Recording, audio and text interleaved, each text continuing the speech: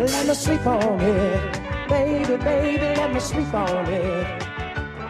Let me sleep on it. I'll give it an Last Pussycat cast, we talked about some of the double standards that are involved in applying the age-old marriage mandate to men while maintaining the standards of women's modern sexual revolution.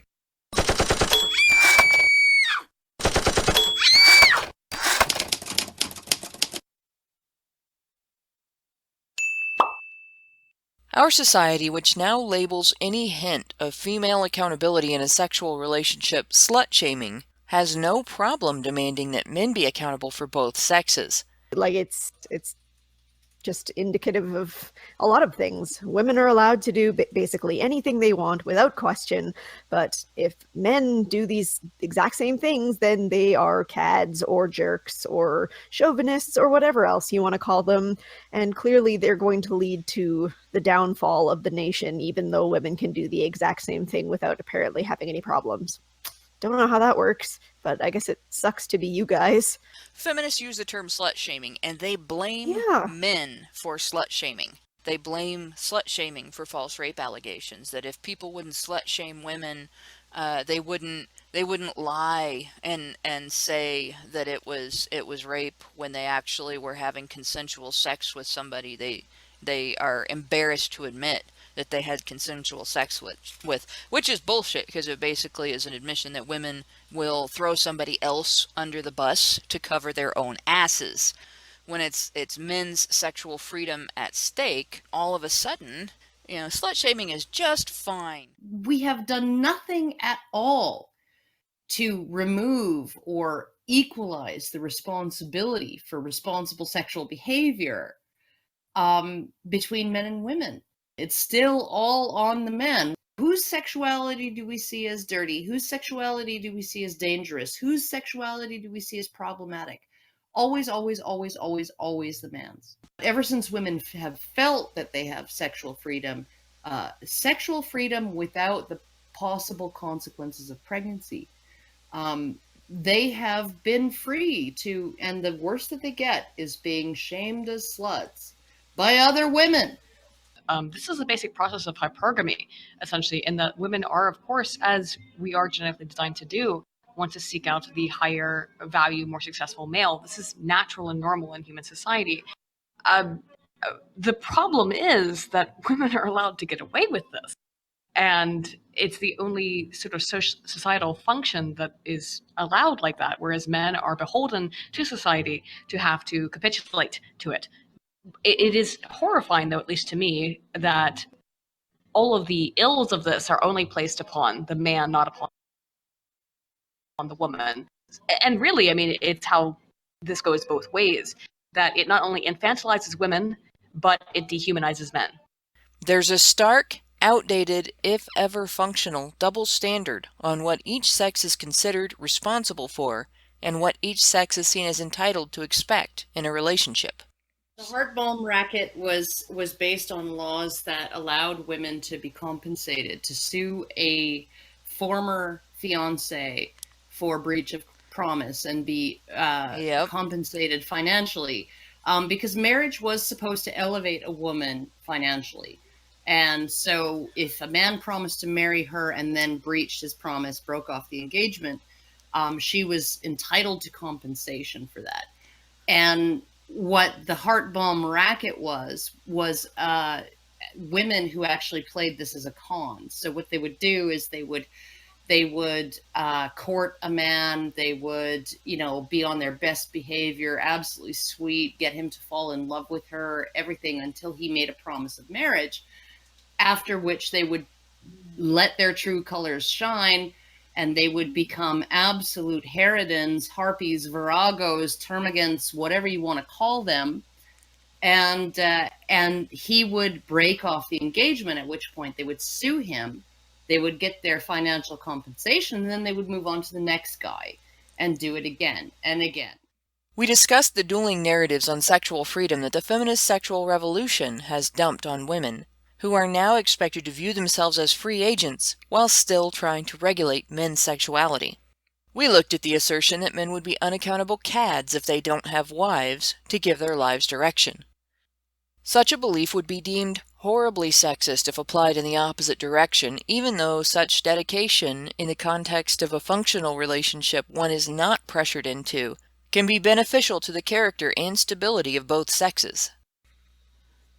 Well, one of the things that I also noticed in one of the other articles that you posted was that somebody was saying, oh, men who don't marry, they grow up to become problems to society. They don't settle down and become happy with a partner and have children or whatever. They go on and they become delinquents and deplorables, and they don't do anything for society, and they don't settle down the way men are supposed to do. And it's an awfully uncharitable view of men to assume that just because some men don't want to get married, that they're automatically going to become problematic to society. When women have children, they scale down their participation in the workforce. When men have children, they scale up their participation in the workforce. That is just the way it has always been.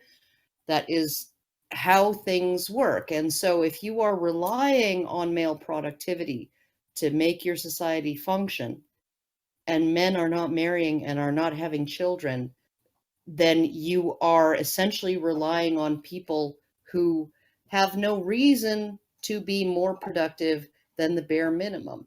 When you go a few levels up and you actually look down on the situation, and you see that, we are prioritizing women's education, we are prioritizing women in the workplace. These are women who will, regardless of whether they're married or not, still want to take breaks in their careers when they have children. They will still want to, and they will demand their employers pay for that, and the government, right? They will still want to only return part-time if possible.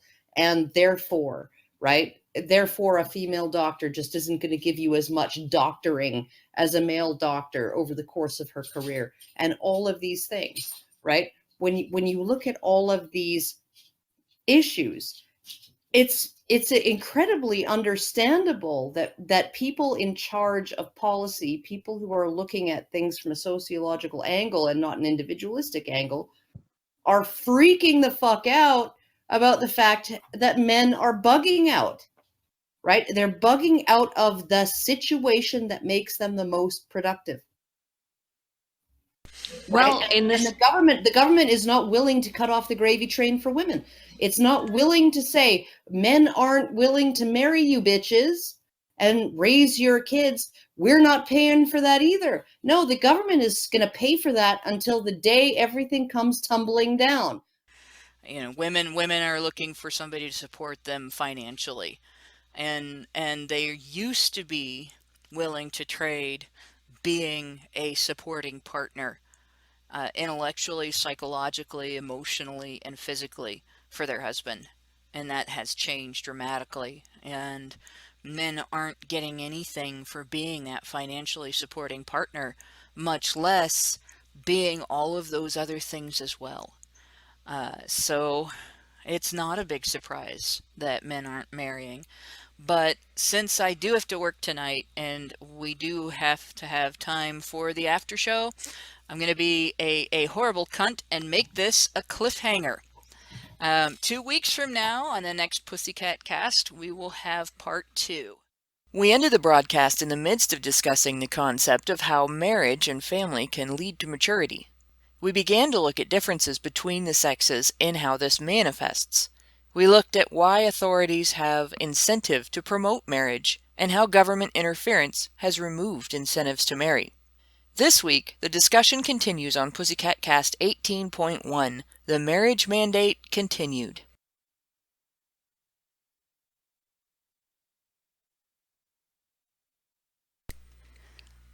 Welcome to Pussycat Cast 18.1, listeners old and new. I'm your host, Hannah Wallen, here with the Professor of Precision, Aidan Paladin, Woozle Slayer, Karen Strawn, that adorable specter of death, Prim Reaper, and, as always, the Supreme Doge in charge. To separate... Oh, I'm skipping my introduction here. The Supreme Doge in charge, Brian Martinez, who does have a name. To separate the wisdom I mean, but my pronouns are supreme, doge, in charge, though. Yes, so well, you that goes without saying. Except I said that part, didn't I? But here we are to separate the wisdom from the dysfunction in one of several examples of society's utilitarian attitude toward men. Marriage. Before we start, though, I've got a couple of quick notes. First, a brief reminder, as we said 2 weeks ago, this is not a disapproval of anyone's autonomous choices. We're not opposed to either MGTOW or marriage, just to a society that seems to entitle everyone to make men's choices for them, except men themselves. And second, if you want to join the chat, please go to the Badger Livestreams channel. And now that YouTube is designating everything its Google overlords deem politically incorrect, wrongthink, and punishing in accordance with the rules of social justice, if you don't want to wake up one morning and find yourself unable to find our content because the site finally dropped the axe on our channels, go to badgerfeed.com.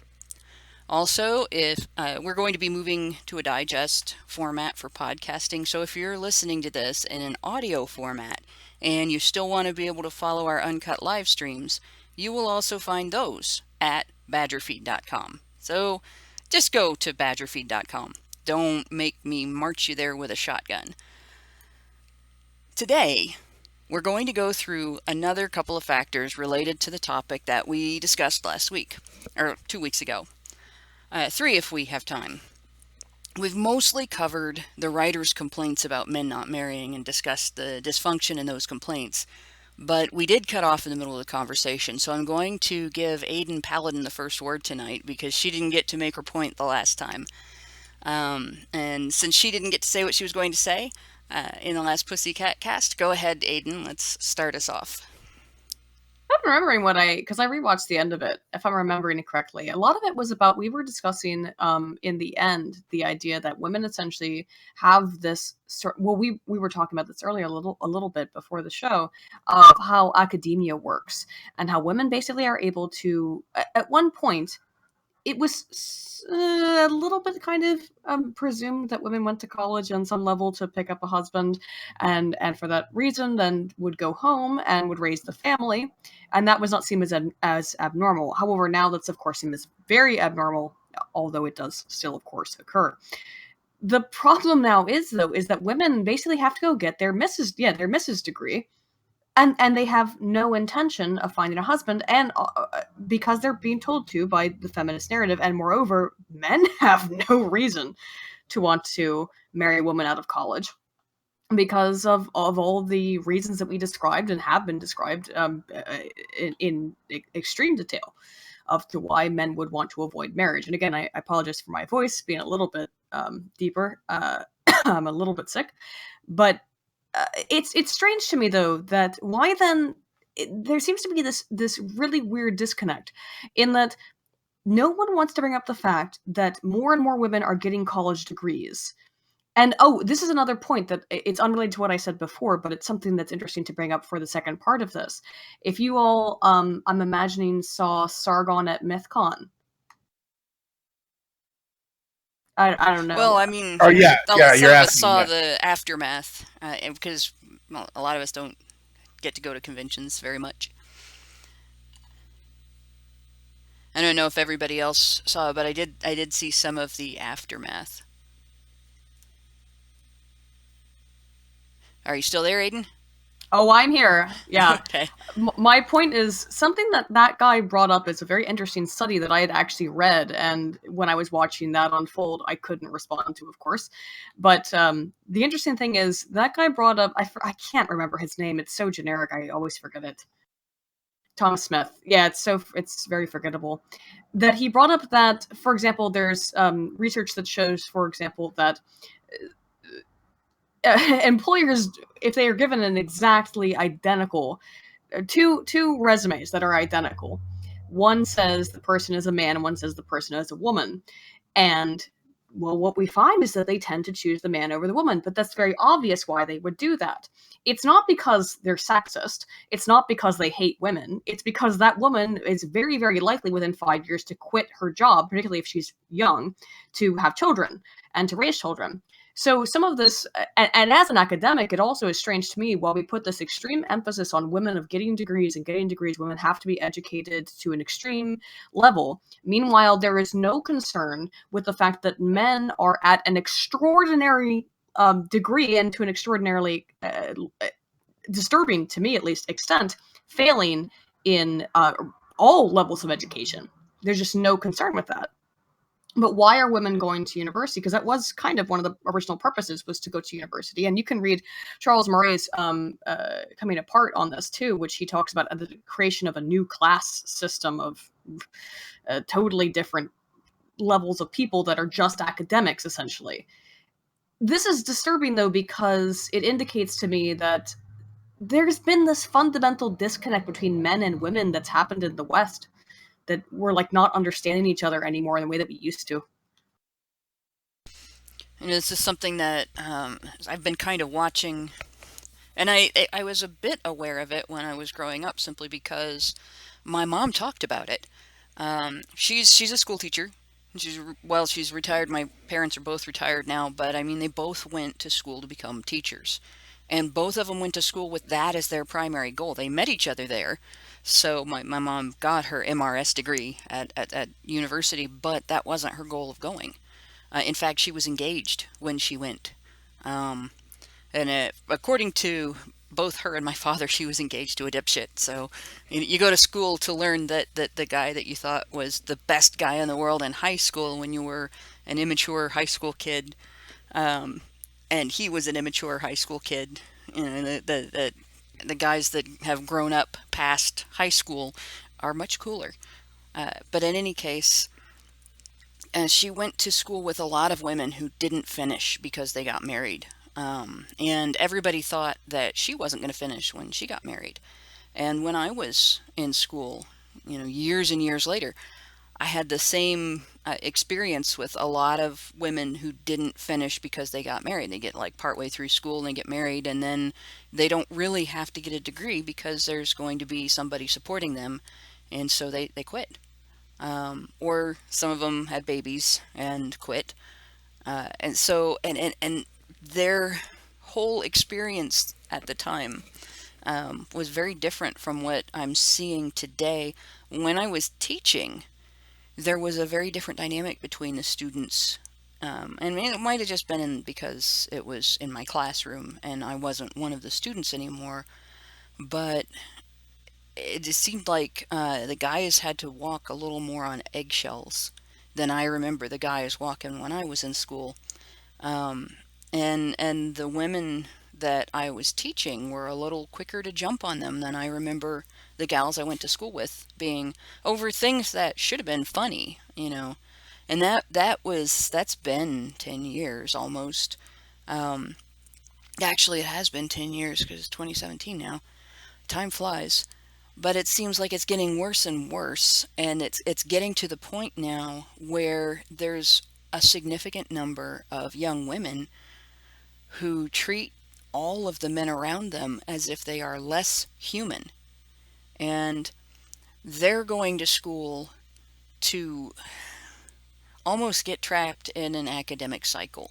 You have to get your bachelor's, but in order to get the job you want, you got to have a higher degree, and so on. And then they're going into professions where there's a lot less jobs than they think there are, or they're going into professions without double checking what they're being told by the universities. For instance, here in the Dayton metro area, there are 5 universities churning out licensed massage therapists like McDonald's churns out cheeseburgers.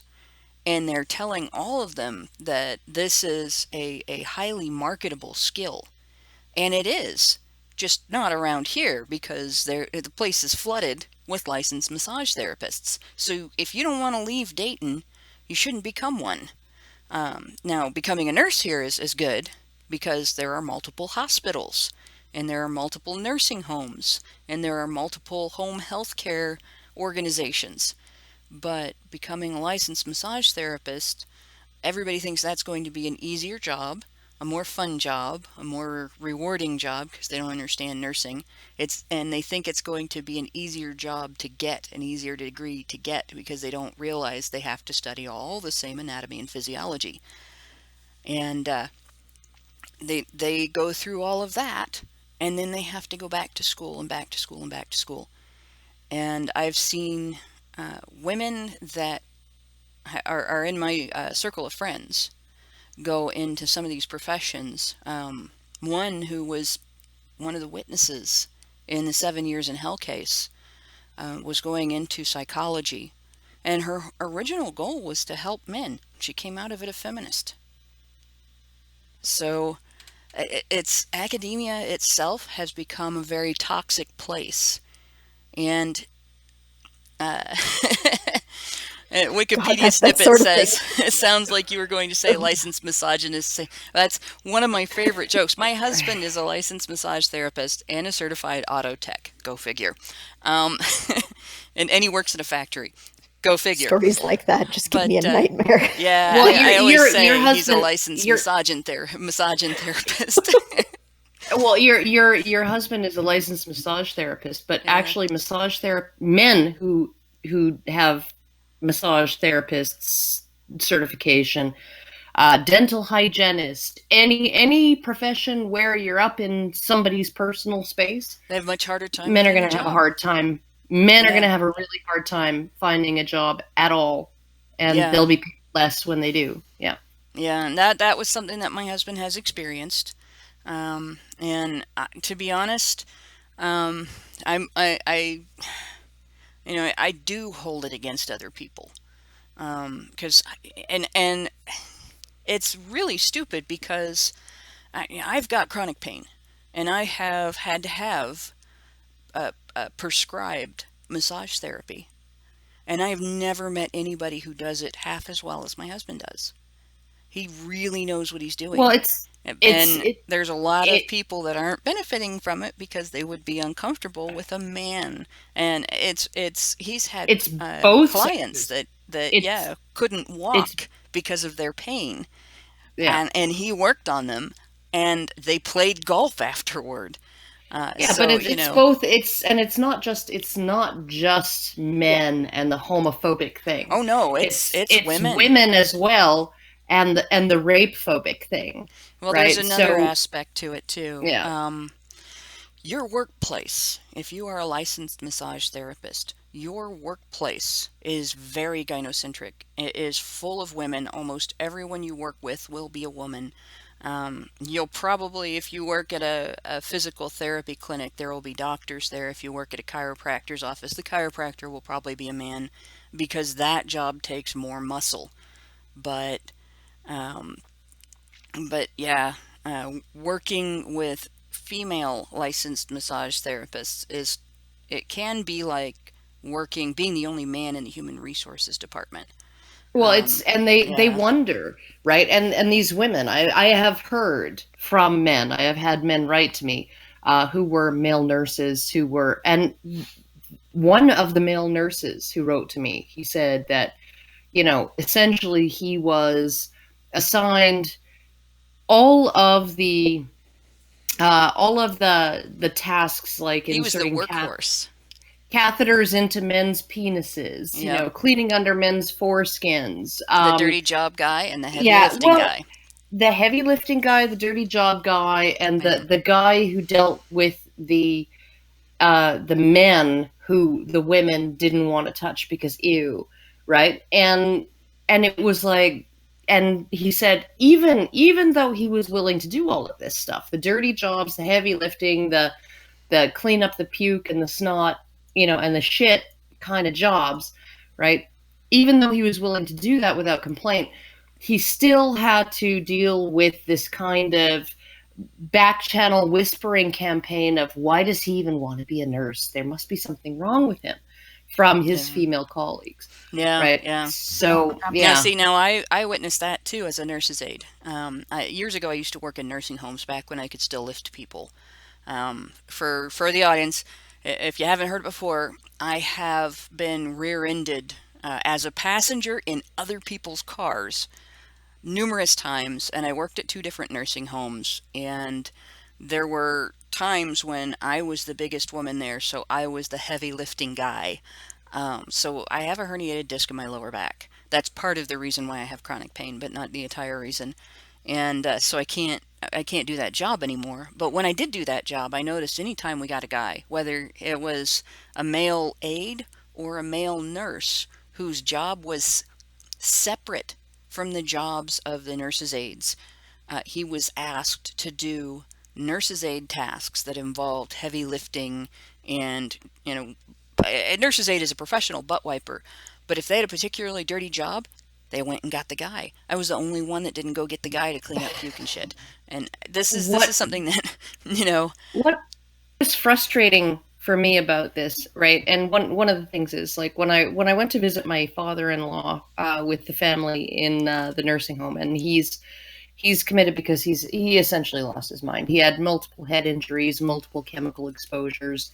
He was one among the first airdropped into Vietnam. He was in the British SAS. So he had this, and then he switched. He transferred to the New Zealand military. He had this long, illustrious military career, but he ended up just completely losing his marbles. And they think it's, a combination of all of the stuff that happened to him, and then early onset Alzheimer's disease, right? So he's really the last thing to go, the last things that he could talk about where he was making any kind of sense were, dirty jokes and stuff like that. I mean, that was really, if he was telling you a dirty joke, he would make sense, but any other thing that he was trying to tell you. But at the same time, he has all of this training, right? Which is why he had to be put in a secure facility, because he was a potential danger to himself and others. And the one staff member on staff who actually understood how to communicate with him, how to deal with him, right? How to anticipate that he was getting upset, why he was getting upset, right? And head that off at the pass, was a male attendant, right? And he's too busy wiping asses and lifting heavy people to actually be doing the other part of his job, which is to essentially deal face-to-face, one-on-one, in a personable way with these patients, right? So, and he was absolutely excellent and not scared. He wasn't a big man. This attendant, this orderly, I guess, or home care attendant. He was not a big man. He was not a particularly strong man. My father-in-law is 6'4", and could snap anybody like a twig even now, right? But he actually understood that sort of the hyper masculine mindset of somebody who'd been in the military in a special forces team for a long time, and is losing his freaking mind in order to avoid certain types of crises, right? And steer the situation away from those. And he was on fucking bedpan duty. He was on, roll this fat person over duty. He was busy doing other things, right? The things that men should be doing. And right. He's not nurturing, right? And all of this stuff. And the women had no idea how to deal with my father-in-law. And 99% of them were terrified of him, right? And that came through in how they dealt with him. And so the entire thing was just absolutely egregious until finally we moved him to a different facility that's designated specifically for people like my father-in-law who have that military or law enforcement history.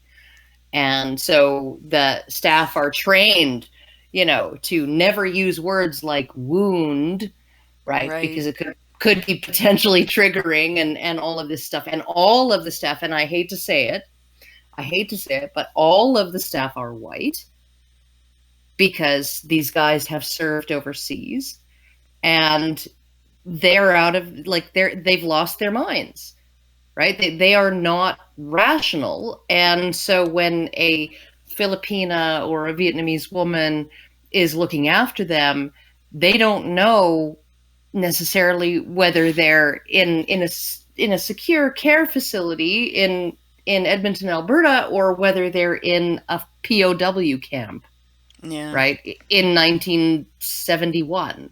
They don't know. That Right? was something that I saw at the nursing homes that I worked at. Now, it wasn't so much with military personnel, but there was like what you're talking about. Um, Whenever I hear that women are naturally more empathic toward other people than men, I Florence almost Nightingale. I want to Florence shit Nightingale myself. had Just some things to say about that. it's such bullshit. Men and women are Well, they both have the capacity to be naturally empathic to other people.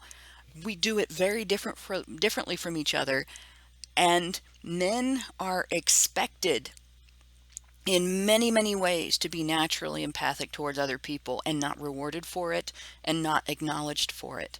Whereas women are acknowledged for it and it gets pointed out with kudos, oh, isn't she such a nice lady? That lady is an angel, blah, blah, blah, just for doing things a lot of times that are the equivalent of things or the same things that men are expected to do without a single thank you. And because of that, there's a lot of times when women don't pay attention to things that in older societies, 100 years ago, women might have noticed, at least middle class and lower class women would have noticed because they had to take care of their families at home. They didn't, there weren't, you didn't put your family in a nursing home if you were poor. You didn't put your family members in a nursing home if you were middle class. You put them in a care facility if you were wealthy and could pay for it. So you had your parents living with you. You had maybe your elderly aunt or uncle living with you. If you had a handicapped child, that child lived with you until you died, and you hoped one of their siblings would take care of them afterward. And that's just the way things were. And then women were more overtly empathic. But at the nursing homes I worked at, there were women who didn't understand that the type of modesty that everyone is expected to understand women have also exists in men. So if you're going to walk into a guy's room and change his clothes so he can get up for his day, he's in his pajamas and you can put his day clothes on him, or he's in his day clothes and it's bedtime and you're going to put his pajamas on him, you don't just walk up to him and start stripping him without talking to him first and telling him why you're there and asking his permission and so on, even if, or especially if, he's senile. And, there was a fellow that I took care of that he'd knock you across the room. And I really couldn't blame him. I mean, some strange person walk up to me and start unbuttoning my shirt, I'd knock him across the room too. But these women would act like he was abusive. And I could go in there and I had no problem with him because I expected him to respond to me the same way I would respond to me if I did what they were doing. And so I talked to him. It didn't matter, that it didn't matter that we couldn't carry on a conversation, although I could get him to sing church hymns with me. And like it was that way with a lot of people. You find a way to connect with somebody, and you treat them like a human being, even when they can't give you the human responses that you're accustomed to. You find a human connection.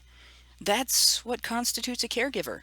And it used to be Oh, that definitely. women understood that way better at the class level that usually does these jobs, because we can all be honest, rich ladies do not become nurses' aides. Um, but yeah, no, it's not like that anymore. It's just not. Oh, Prim was first, I think, so. um, well, actually, there was a lot of different things that I wanted to bring up now because you went over so many different things.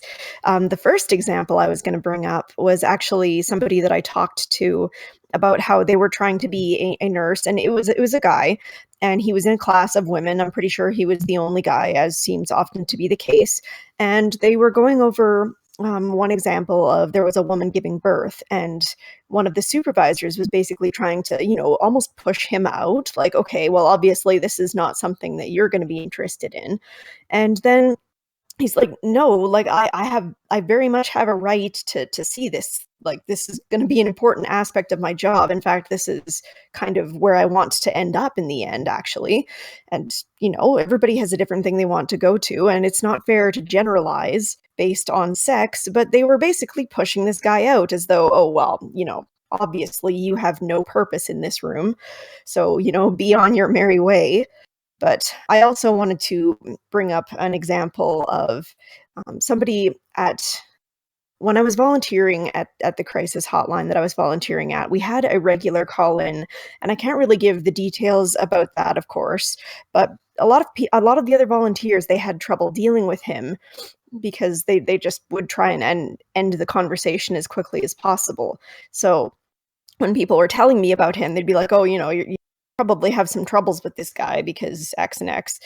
But I actually had no problems with him at all because I just found those connections with him, and I talked with him like he was not an annoyance, but like a normal human being. And believe it or not, I never had any problems with him. And the last thing that I want to say is to how you were talking about how women are kudos for being interpersonal and all of that good stuff, but men are basically not given any respect for that, even though men are often interpersonal on like a larger scale. Like, men are more expected to, go to war, for example. They give their lives for their countries. They sign up for more dangerous jobs like firefighting. They go and protect people, and yet oftentimes they're treated as though this is something that is just expected of them. And in contrast, that's actually what I was wanted to mention too. It's that we have this idea that women are more empathetic. That's not correct. What women are, based on averages from extensive sociological research and social science research, are more nurturing. On average, that doesn't mean that men are not capable of that. It does mean that women tend to have this kind of like baby bird nurturing sort of thing that they tend to do. But then the disturbing factor of society that we get then is that when you have a male who feels empathy, that's treated as somehow wrong or incorrect, whereas there's nothing about empathetic behavior that is any different between male or female responses to behavior or to stimuli. In fact, they tend to be equally empathetic. It's just this like nurturing and caring behavior. And therefore, also, if we want to talk about sexism, it really is sexist to think that because men possess the equal amount of empathy that women do, that because they go into fields such as, elderly care or something, that therefore they're being unmasculine. Yeah, that's a little bit evident of the inherent sexism that we actually do have in our society.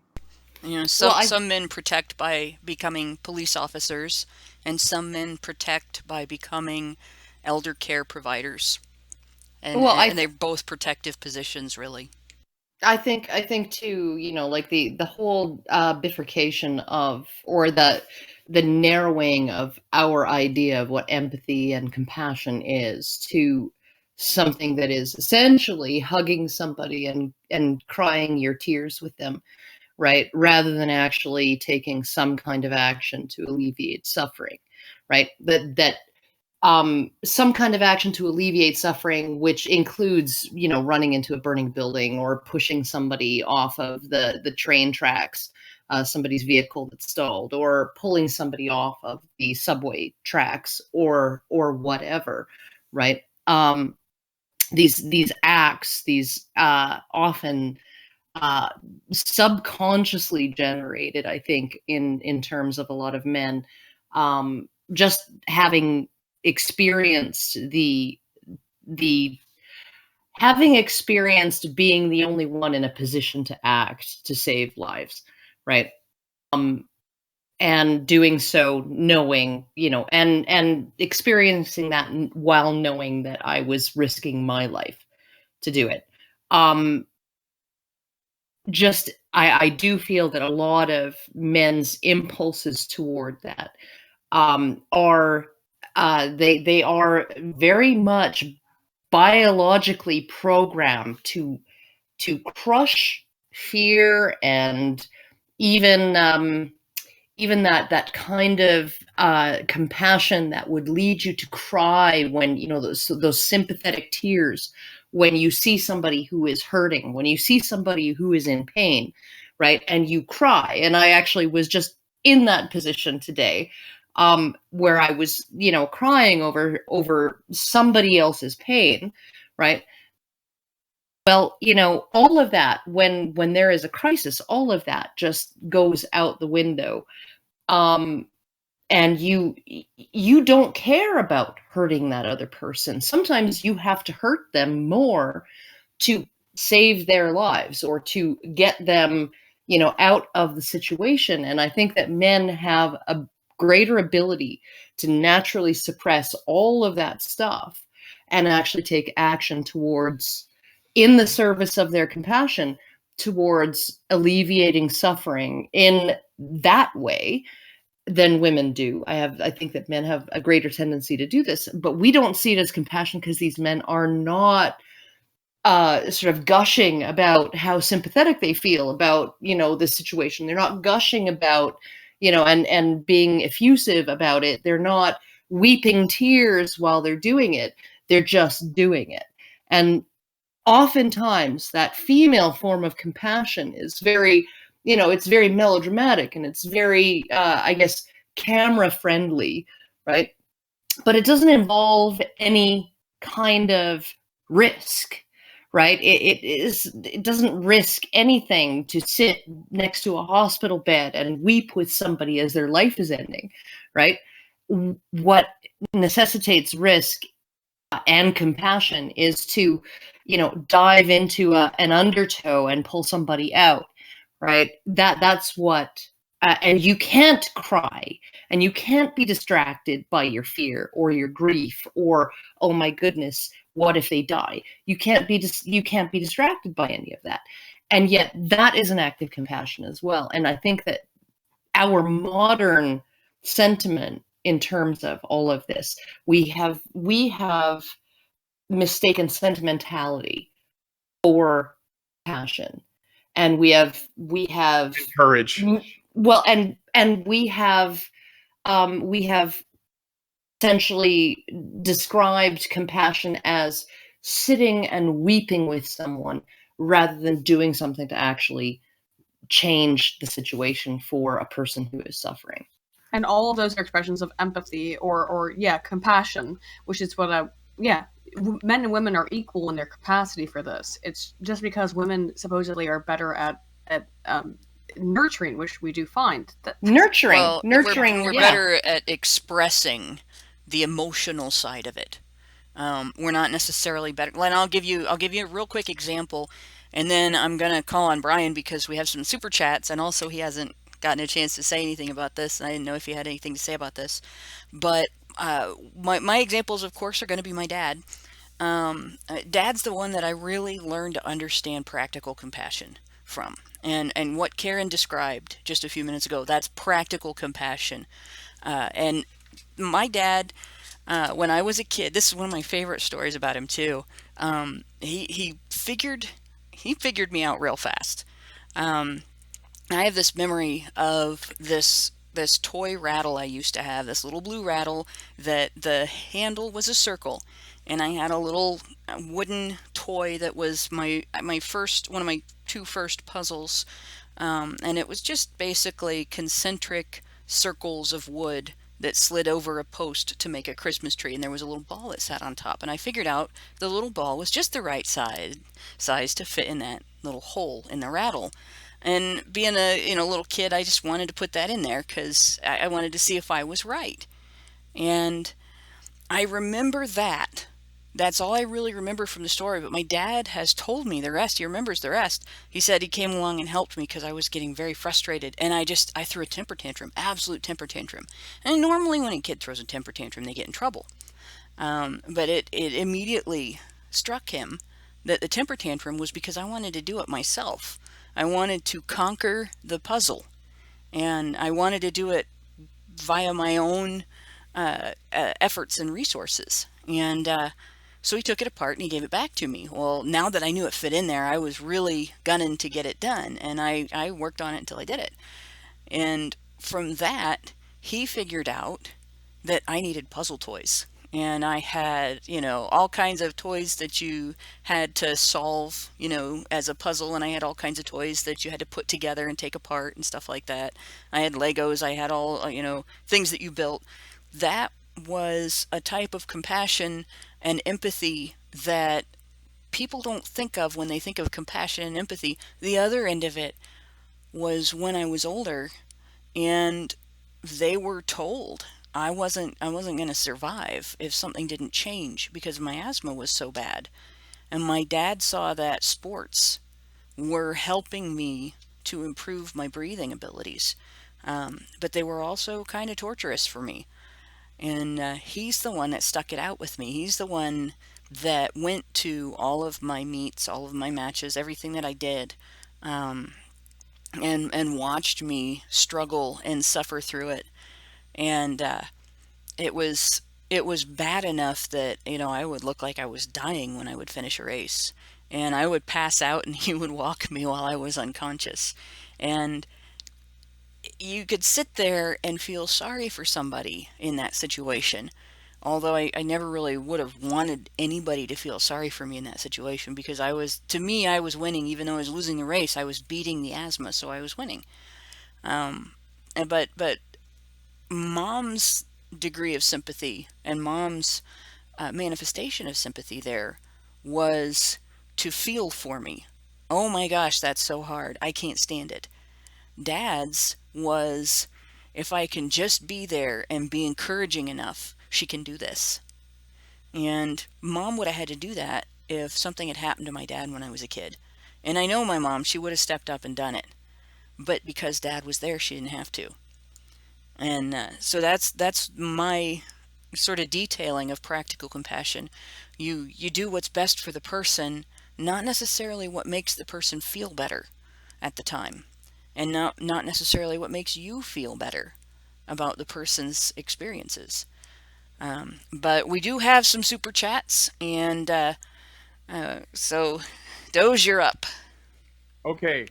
All right, let me just scroll up because it's been a little while. By the way, guys, if you're listening, let me know what my volume is like. I noticed that, there was some people saying that I was a little low, and you're a little quiet. You are a little low. All right, let me try. Okay, wait, hold up. Let me. There. Oh, that's better. That's better. How about now? Okay, you're a little loud now. Okay, I'm a little too loud. How about that? You're good. How about you're that? good right there. That's perfect. That's good. All right, I'm gonna do that then. Okay, so super chats. We have a few. Brandon Shaver at about 7:19 gave us $5 and says, "When do you think the marriage mandate be considered homophobic or heterocentric by some on the left?" Okay, that was just his statement. I can throw it through. You want to answer real quick, and then I don't quite understand the question. Homophobic or heterocentric? When do you think that became homophobic and or heterocentric? I think marriage has always been considered heterocentric. Yeah. I think that the only time marriage has ever been considered homophobic was when LGBT people began to agitate for same-sex marriage, and then it began being seen as homophobic to oppose that.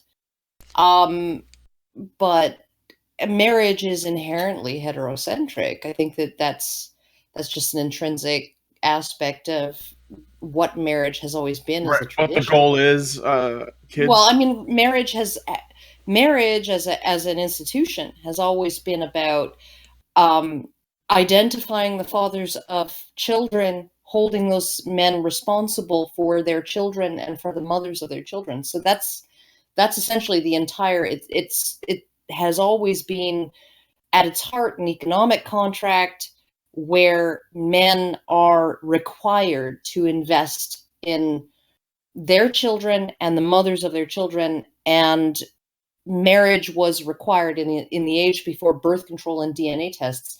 Marriage was necessary in order to not impose the obligations on the wrong man, to hold the right man responsible for the children that he helped produce, right? So that's essentially all it has really been.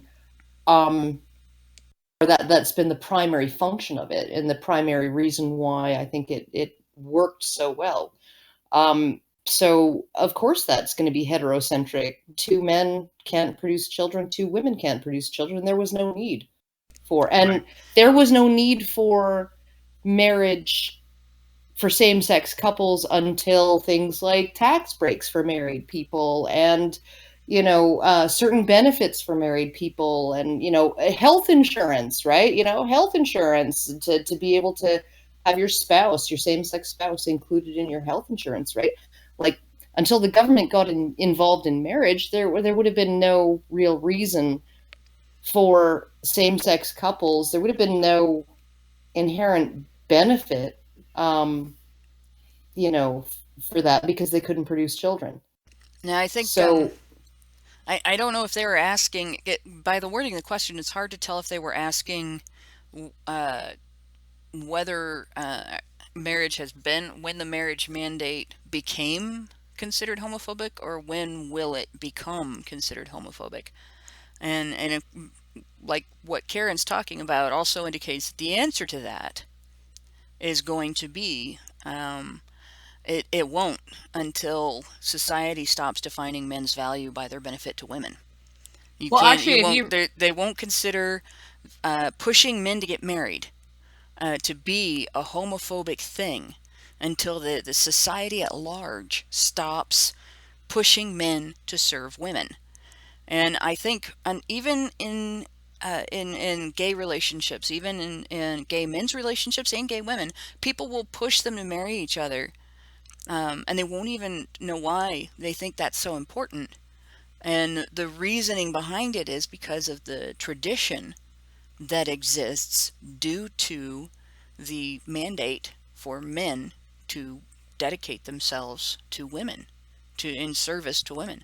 And until we get rid of that, marriage will always be, it'll always be considered politically correct, even as it's dying as an institution. Okay, Aiden, you were going to say? Oh, sorry. Yeah, well, when you look at a lot of the people who support this stuff, they tend to be followers of a little bit more of a socialist sort of line of thinking. And it is true today. Like Sarah Wolf, I believe her name, or Susan Wolf, 2009, I just read her book, which is Sexuality and Socialism, History, Politics, and the Theory of LGBT Liberation. That book actually does say that men are pretty much intrinsically responsible for all LGBT, particularly gay, repression, because inherently, if you look at the system, Marx and Engels, that men are responsible for the patriarchy, and that they're responsible for marriage, and that all the woes and ills of society come out of this process of inheritance. That is, oh, I love my children and I want to provide for them, and that is somehow wrong. Yeah, no, it's and this is it bugs me, because this is exactly what has got us to where we are. This is why we're not like the fucking chimpanzees and the bonobos, right? Is because we do things in the way that we do them, which is we have harnessed all men's, or virtually all men's, urge to procreate, right? And their willingness to invest in their children when they know that those children are theirs. And we have harnessed that as a motivation to not just get men to work and be the workhorses of society, but also to convince men to cooperate with each other. You don't see cooperation species where the degree of male-male cooperation in species where 5% of the males or 20% of the males hoard all of the reproductive opportunities. You just don't. Exactly. And this is the thing, is that they want us to stop being chimps, which we're much more closely related to, and want us to become bonobos, which it's never gonna happen. Well, but even if it did happen, okay, how do bonobo males interact? Virtually no conspecific violence, right? Within the group, but virtually no conspecific cooperation within the group. The males are closer to their mothers than they are to any of the other males. The males are completely socially isolated from each other, right? They don't socially groom. They don't do any male bonding. They don't cooperate on hunts. They don't cooperate on border patrols. Their mothers do their fucking courting for them, pick their fucking potential mates and do the courting for them, right? These males are just essentially, in bonobo society, the males are dead weight, right? And all they do is look after themselves. The males in bonobo society are essentially MGTOW, right? They are going their own way, but they are MGTOW without any sense of brotherhood, without any sense of, yeah, us guys are in it together. No, nothing, right? It's like, I love my mom, right? And that's it. That's it. And what you get is a species that has 30 to 60,000 individuals who only still exist because chimpanzees haven't learned to fucking swim yet, and human beings are protecting them. Pretty much. Also, interestingly enough, I would a little bit of an aside. MGTOW in human society is a reactionary thing. It is. Whereas the MGTOW in bonobo society, if you want to call it that, is absolutely inherent. And this is why I find this so terrifying, because this appears to be a sociological sort of experiment on a large scale, again, to move humans more towards a bonobo-esque society and away from the chimpanzee society that we inherently are more associated and closer to. That's horrifying, not only because it's at odds with our basic proclivities, but because this has very, very bad outcomes both for men and for women. Well, and especially for children, right? And absolutely. I mean, you look at like, okay, so chimpanzees, they score lower on IQ tests in the lab. Well, why do they score lower than bonobos? Well, because they're too busy looking at their neighbor's paper, really pay attention to the task that they have been set. Right? The competition, right? And it seems to, with males, it seems to be that competition and cooperation are, you either have both or you have neither, right? Okay, and so you have these male chimpanzees who are too busy looking at their neighbor's paper and seeing how their neighbor is doing, right, to really focus on the task at hand. So in the lab, in laboratory conditions, they do worse than bonobos do.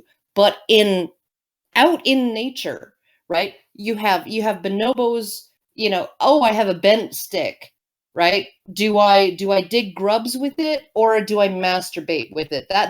Those are the two choices, right? You have chimpanzees who are much better at passing on knowledge.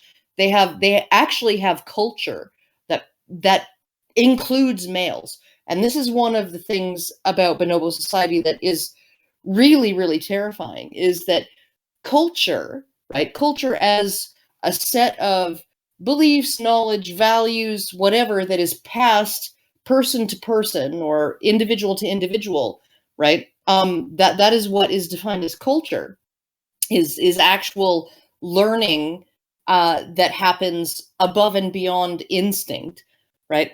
In bonobo society, you don't have males passing on knowledge to other males. You don't have males sharing understanding of the world with other males. You don't have any of that, right? In chimpanzee society, no matter how much more competitive it is between the in-group males, you at least have them sharing, here's how to make a compound tool. Yeah. Here's how to make, here's how to actually, make a spear and throw it. Right now, the thing I'm to do now, Karen, that is to relate that to humans, which is pretty easy because we know that that's what parents of both sexes do with their kids. Yes, but I'm going to and be an obnoxious bitch I know here you're going to be because horrible and this drag is us back on topic. this Yes, is the I know. short show night because it's the night that I do this and then go to work on Thursdays. I Oh, All would right. like to propose before I'm not that kind of proposal. I know we're talking about marriage, but I would like to propose that we do a show on this. Actually, sometime in Oh, the distant future, with the two of you, and maybe if we can get Allison on it and do a discussion on this specific topic, because and back and forth, but keep it to where it's related to human evolution as well, because I think there are people in our audience that would really like to listen to that. But definitely on a day when we're not doing a show on humans and marriage. So Brian, if you want to go on to the next. yeah. I'll just go quickly through them. Nordry underscore EQNL gave us £5. Didn't say anything, so thanks for the money. The Chaos 1X gave us $5 and says, my small arts college has gone insane. I nearly failed a class when I didn't agree Bugs Bunny cross-dressing was proof that we hate trans people. Okay, I do have a response to that. Okay, I have go one ahead. response. Okay, I'm done. All right. Okay, you need to Go. you need to warn me to take my Sorry. earbuds out before you Sorry, do that Karen. again. That was okay? that should have been a headphone warning on that. RIP my ears and headphone users. Press F to pay respects. Okay, so Clockwork Owl gave us $10 and says, "Hey y'all, just made me realize the news story about Trump calling the dead soldier's mom has focused entirely on the mom's feelings and not the fact that a brave man has died." And I know that was the thing that Karen had watched recently, the John Kelly thing, I think his name is. We can come back to that, but there's definitely something to be said about that. You know, it's sort of like Hillary Clinton saying, you know, the greatest victims of war are the mothers and daughters and wives of the men that die. So yeah, and then Dagon Naxos gave us $20 and says, "Oh look, a man being compassionate through charity. How misogynistic of me! Somebody call Big Red on me." And then I got two more. Rob Wynn gave us $8 and didn't say anything. So thank you, Rob Wynn, for the $8.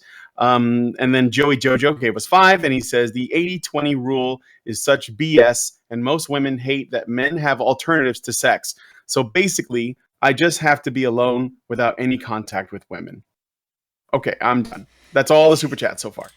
I think that you should completely, Joey Jojo, I think you should completely ignore what women tell you to do in regards to your sexuality when it doesn't involve them. It's one thing. They don't know what they want anyway. Right, well, it's one thing to advocate for, you know, obviously bodily autonomy is everybody's right, and that's fine. Feminists can defend consent, yay, as long as, you know, they're defending both sexes' right to refuse, which most of them don't. But women do not have the right to refuse your choice to do something with somebody else or something else that doesn't involve them. That's not a woman's right. Not unless you know it's a life partner and you're violating the relationship. And even then, you know, your partner doesn't really have the right to stop you. They just have the right to be angry if you cheat on them and to leave.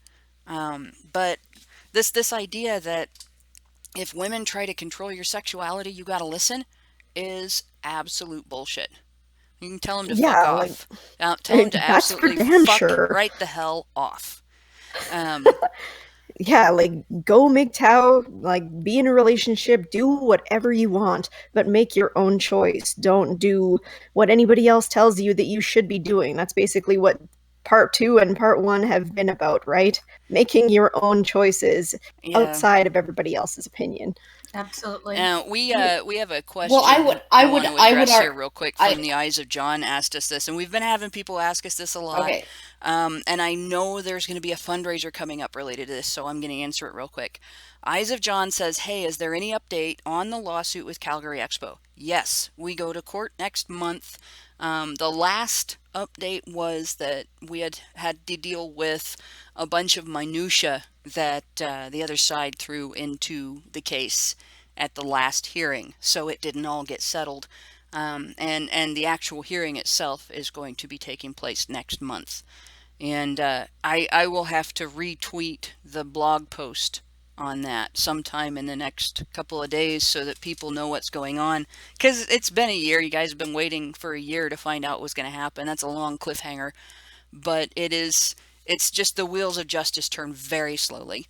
And that's when it was scheduled. It's the end of November. We will be going back to court in Calgary. So that's the answer to that.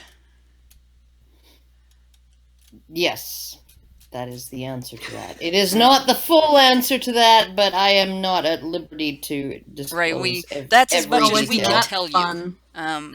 But court is coming up. We will have our day in court. You will have your day to see us go and fight. Yeah, well, you won't. You only if you show up in the courtroom, because cameras are not allowed in the courtrooms in Canada. So no, but we will come out and tell you what happened. So none as of much this as we're allowed. Televised. But if anybody in Calgary wants to show up on those court dates, you can tweet things while sitting in the courtroom observing proceedings. Apparently that is okay. You just cannot take pictures and you cannot record anything, but you can tweet, "Oh my God, so-and-so just said this," right?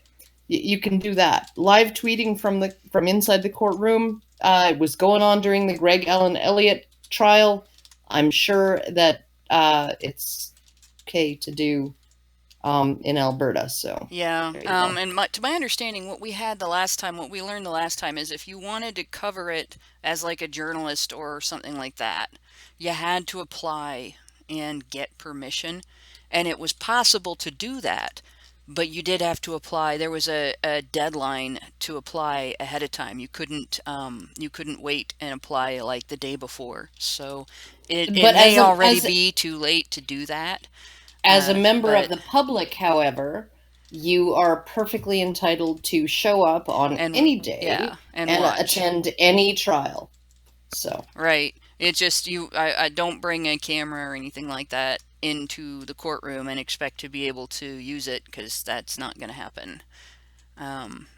But going on, Karen, you also had something that you were going to say about, unless it sort of disappeared in the midst of the other stuff. You still there, Karen? Karen, did you want to say something else? Did you? Yes. Sorry. I was going to say that, in terms of the Congresswoman,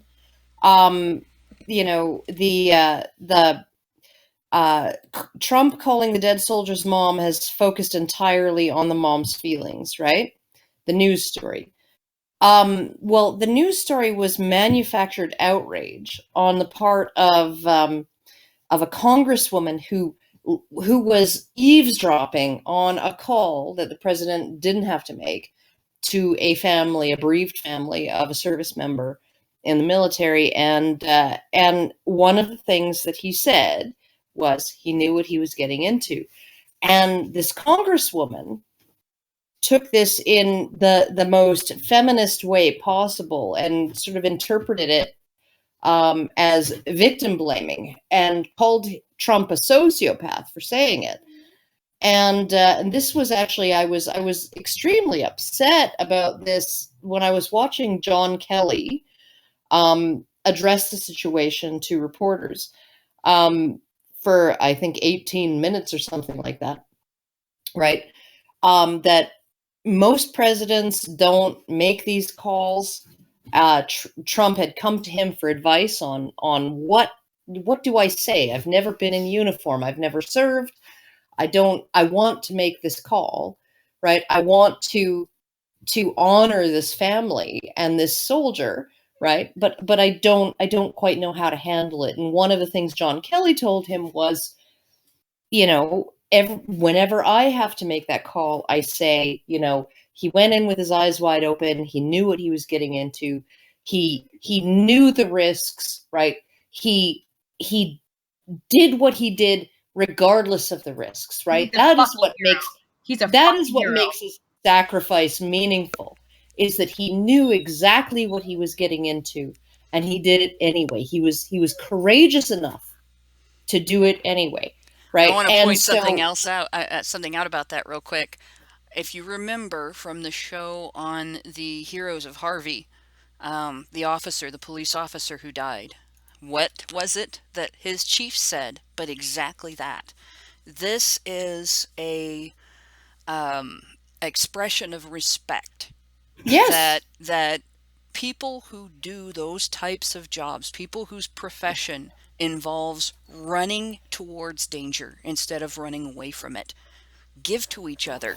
That is their last respects, is saying, this is what we're here for, and we know this can happen, and we do it anyway, and that is our courage, and this is his dignity.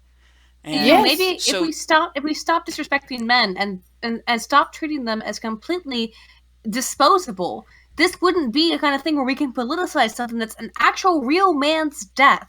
It's What's actual really- real person's death. what's Stop really sick about politicizing it. this, what's really sick about this is what that congressman has done to, and I don't know if Congresswoman has done to the parents. Now, I don't know if there's a Yeah. living father or not. Everybody's talked about the mother. I haven't heard a word about the father, so I don't know what the situation is there. But this mother's grief is now complicated by politics that didn't have to enter into it. She was I was so disgusted. I was so disgusted by the fact that this woman who will never be, okay, who has not served and who will never be called to serve, right? She will never be called to serve.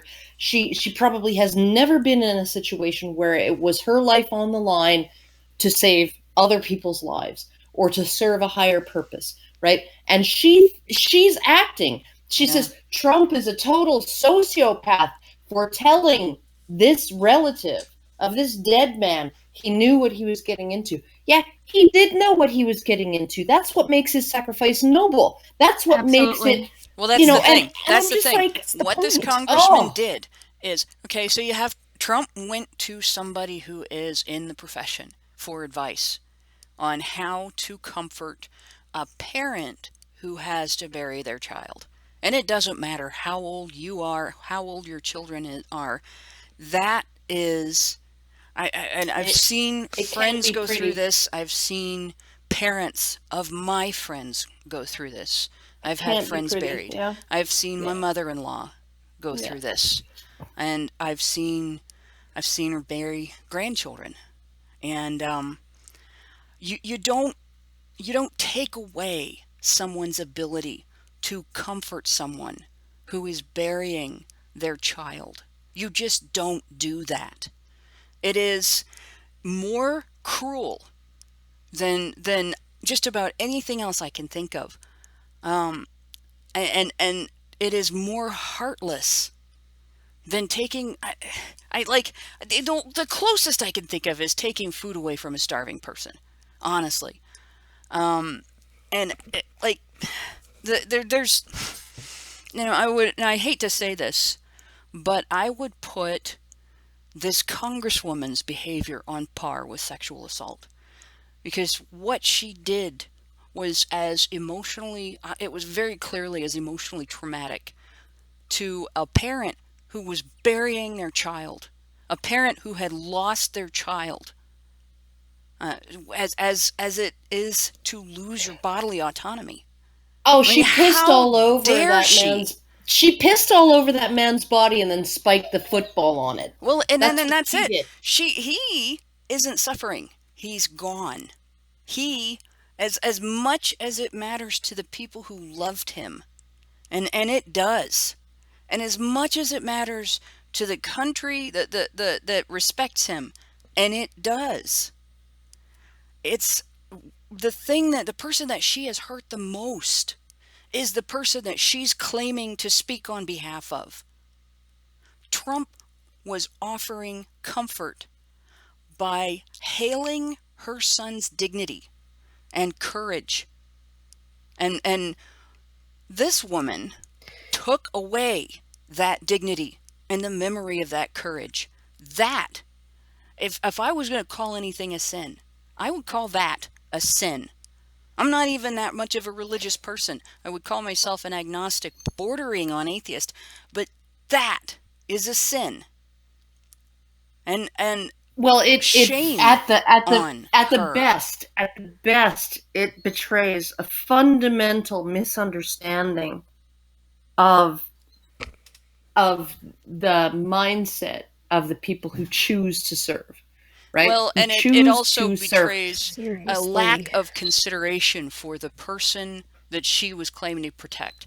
Because there Yeah. are Oh, two ways. absolutely. There are two ways that Abs- could have been taken. And she just influenced that woman to take it in the worst possible way, in the most vulnerable time you could have in your life. I can't even I imagine it. don't It think makes me I so don't think fucking sick. Like, It there makes is me so no, fucking sick. there's I don't no, think that mother is going to be affected.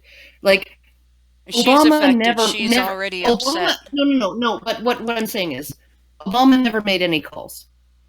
Okay? He never made any calls to families, right? Trump has chosen to make calls to specific families and to certain families. And I don't think that the mother of this soldier, right, is going to be influenced in, or his wife, I guess, but I don't think she's going to be influenced in the way that, in the sense of she's going to see Trump as some kind of horrible sociopathic monster. Well, I don't know what she's going to see Trump as, but I know that she has felt compelled in her moment of grief to come out and defend her friend for politicizing her grief and for politicizing that conversation. And so now there's a public fight over her feelings right at the moment. Like I said, when she'll never be more vulnerable in her entire life than right now. And she'll never be more vulnerable to manipulation. And she'll never be more vulnerable to having that wound opened over and over again by seeing this in the news and hearing people talking about it and hearing people fighting over it and seeing people fight over the politics around it and everything. All of that. Like I said, what her so-called friend did to her was extremely inhumanly cruel. Just absolutely cruel. This should not happen. Now, I'm going to stop the conversation with that because we're off topic again, and I'm going to pull it back to the topic. I actually have a point all that right. is related, though. As horrifying as this all is, and it is terrifying to me, let us look at the ability for a single, or in this case, two women, to affect the entire emotional narrative of the nation. Would that ever have been the case if it had been the father or the husband of a woman? Well, she wouldn't have been serving in combat because we don't do that. But would this ever have been the case? Would we ever all, as a group, emotionally mourn the death of a woman in this way? I think we'd mourn her death, yes, but it would never have been this kind of like the women's ability to control the narrative. That's very disturbing to me. It is, and that's something that I'm gonna bring up something that's related to that. It's loosely related. We've talked before. We've previously mentioned the dysfunction in family and criminal court systems, and that was fought for with that specific type of manipulation. Women as victims, women being afraid. The narrative of rape culture, the narrative of women being in fear of men all the time, that is where those laws came from. Was that push using that. But going on from there, the lack of due process that we've talked about, the prejudice against fathers that we're seeing, the mandate to believe female accusers and intimate partner in sexual violence cases, those have combined to make marriage a high-risk endeavor for straight men. And obviously, it's not the same in same-sex relationships for men. It might be for lesbians. But you combine that with the way feminist agitation against any judgment of women's behavior and women's attitude, has led to a society that fails to teach boys to vet potential partners for character. And you have an environment in which, on reaching adulthood, they have every reason to shy away from the institution of marriage. And this is one of the reasons why I say it's MGTOW isn't a senseless reaction. It is a Oh, of reaction course to it's the not. environment. Now, mostly unequipped to identify a potentially trustworthy female partner, men today who choose to marry end up risking deeply investing their hearts, their souls, their wallets, their blood, sweat, and tears in their families, only to have it all ripped away from them on the moment their partner experiences any dissatisfaction with her life, because she doesn't have the accountability behind her and within her to work at that relationship. And the court system, which by virtue of being involved should equally protect the interests of both sides of the marriage contract, and it is a contract, generally favors the woman on all fronts. And if she thinks they won't, feminist lobbied discriminatory family and sexual violence law can be exploited with little or no immediately obvious potential repercussions for her. Most women don't think of what it's going to do to their relationship with their children or their reputation in their community. They only think about that property and that custody, and that gives them the edge. Now, what I wanted to bring that up for is, Karen, this is partly a result in an imbalance in the way coverture and similar legal standards changed over the decades, isn't it? I wanted to get you to talk a little bit about coverture and what has changed for women and what has not changed for men.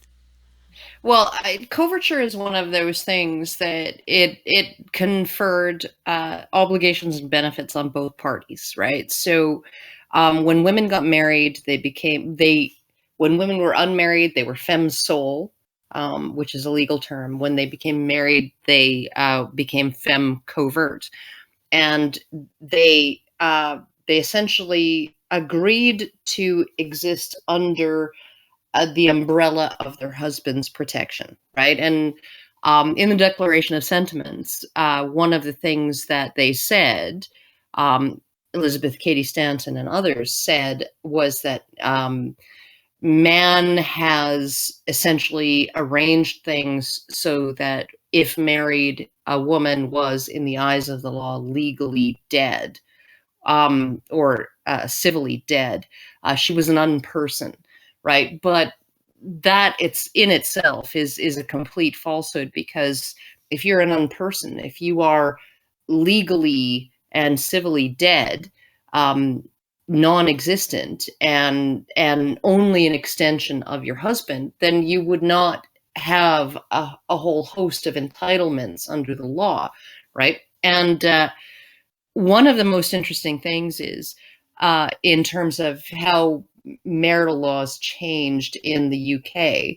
And I'm just going to give an example, because women existing under coverture, they had something called, there was something called the law of agency that they existed under on a day-to-day basis. And they had a vested interest in maintaining the good credit of their husband, because they were essentially authorized by law to act as their husband's legal agent, in the sense that they were authorized by law to go into debt in their husband's name. So they would go into any store in the neighborhood, purchase goods, say, put it on my husband's credit, right? And he will take care of the bill. And this was a day-to-day kind of entitlement that women were existing under. That it was something that they experienced daily, weekly, monthly, whatever. Anytime they entered a store and said, put it on my husband's tab, right? They were exercising a legal entitlement under coverture to purchase goods for their household without money, without actual cash, just on the promise that their husband would pay, right? And so there was that, right? On the other hand, when the marital property laws changed in the UK, the event that spearheaded this, okay, was a robbery. A woman was robbed in London, I believe, and her purse was stolen. I think there was 20 pounds in it or something like that. Dog, shut up. And there was 20 pounds in it, and she was shocked to notice that on the police blotter and on in all of the records of that robbery, that money was described as belonging to her husband. She was a middle-aged woman. She had been living her entire married life with no idea that technically any money that she carried on her person, any money that she earned, any money that was gifted to her by her husband, any money that she had, was technically legally the property of her husband. So you literally had a situation where women were exercising their entitlements on a daily basis, right? But sometimes went their entire marriage with no idea of the handicaps that they were laboring under coverture, because those handicaps, everything in the marriage, all the marital property is technically the property of the husband, right? That only ever came into play if you were robbed, or if he wanted to sell a piece of property and you did not want him to, and that was a piece of property you brought into the marriage, or if he mismanaged the portion that you brought into the marriage, or whatever. So only when you had a grievance with his decisions as to what he was doing with property that you felt was yours, only then would you have come up against this legal reality that technically it's his to dispose of as he sees fit, right? But on a daily basis, right, women were benefiting from coverture. Just like it was just something that was natural to them. And when feminists brought in these changes to the Marital Property Act, the Women's Marital Property Act, I believe it was, that there were two changes, two acts that went through in the UK, right? It essentially defined women not as equal partners to the marriage with equal access and authority over the marital property. No. That's not what those laws did. What they did was they essentially declared the woman, in terms of her obligations, right? She became her financial obligation. She became femme sole. She was a single woman, right? And when it came to her entitlements, she remained femme covert, right? She was still entitled to the obligation of him to support her. So what ended up happening was you had this situation where women, if they earned income or if they held property, they held that as a single individual, an unmarried individual, like a bachelor or a spinster, right? That was their property in their own right.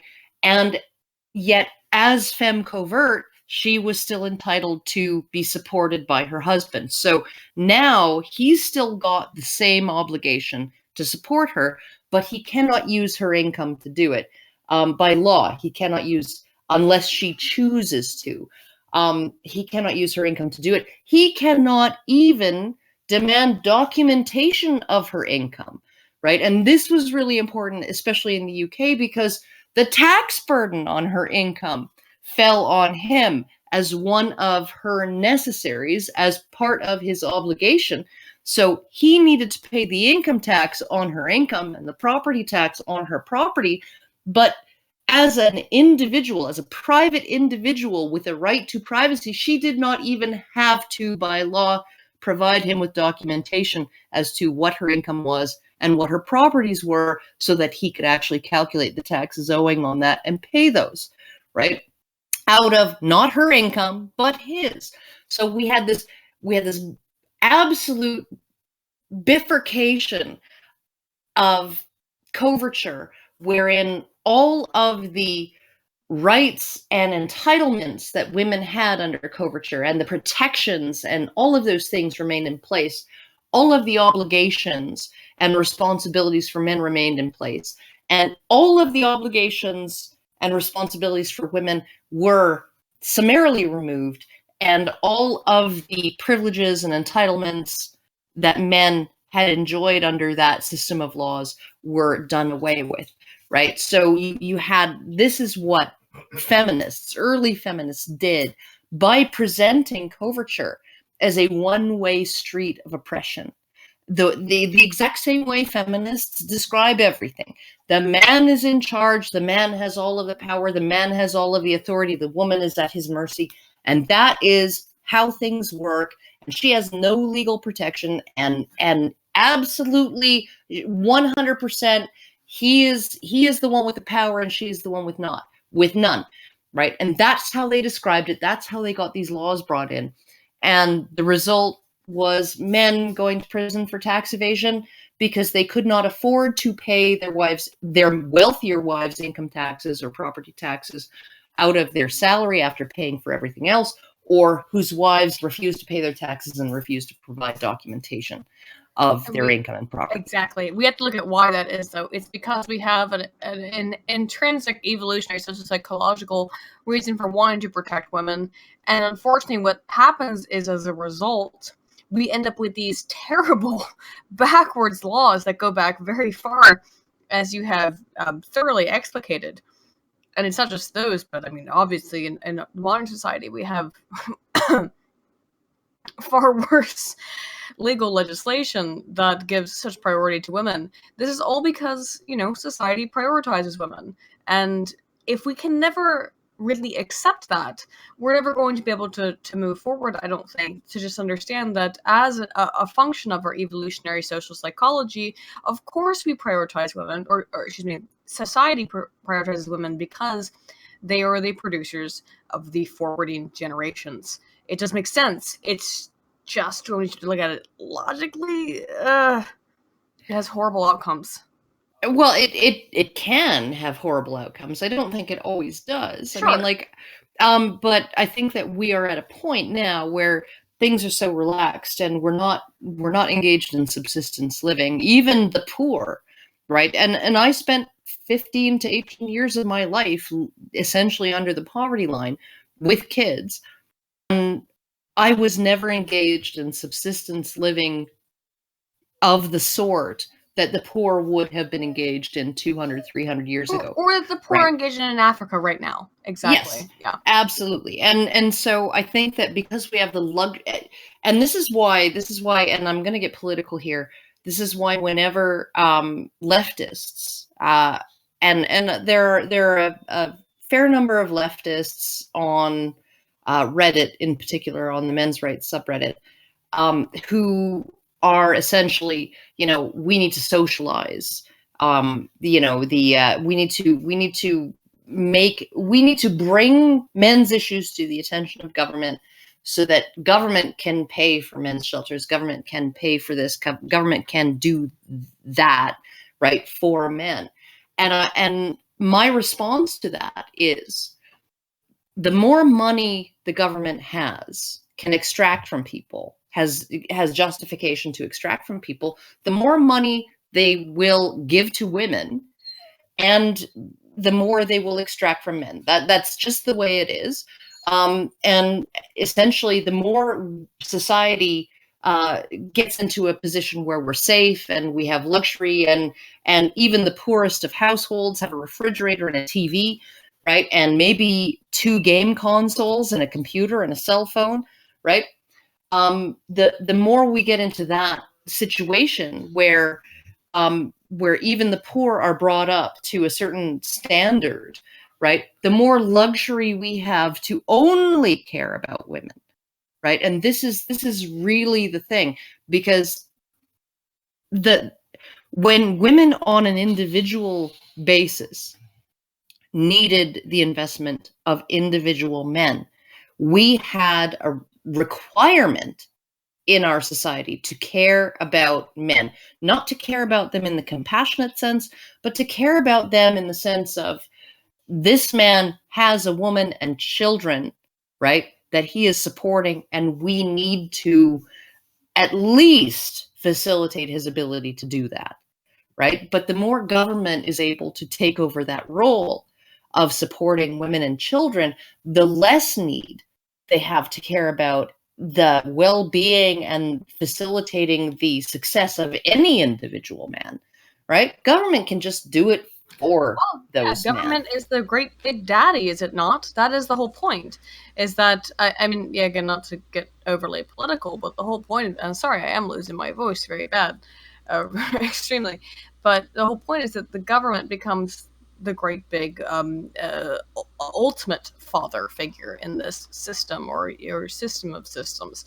And then it becomes exactly why we want to prioritize women over men, because to make men into disposable units that have no real purpose in a system of family, well, exactly then, if your ultimate goal is to make the government the father, then of course you want to make the man the least important individual piece in this game. He becomes a nothing. You want to make him nothing.